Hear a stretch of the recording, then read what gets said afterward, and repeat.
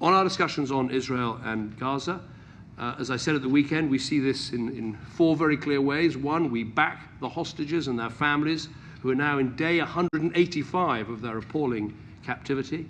We go hard on getting aid into Gaza. It's the right thing to do. And what was previously seen as impossible is now possible, and that is hugely welcome. We want to see that followed up. We believe in leading internationally, both at the United Nations, where we achieved a good resolution on a temporary ceasefire during Ramadan, and also putting together countries that back and support a future peace process such as met in Munich, and we hope we'll meet again shortly.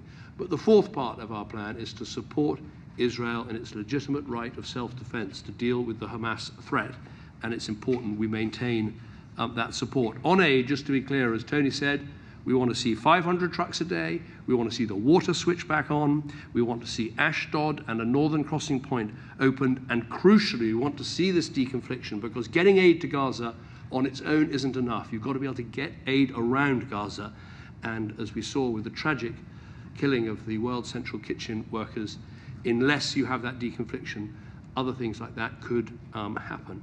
We have a very clear plan A for how we bring this conflict to an end. We have a temporary pause. We turn that into a sustainable ceasefire. We see Hamas leaders removed from Gaza. We see the terrorist infrastructure taken down. That is the way to have a political process that brings the war to an end.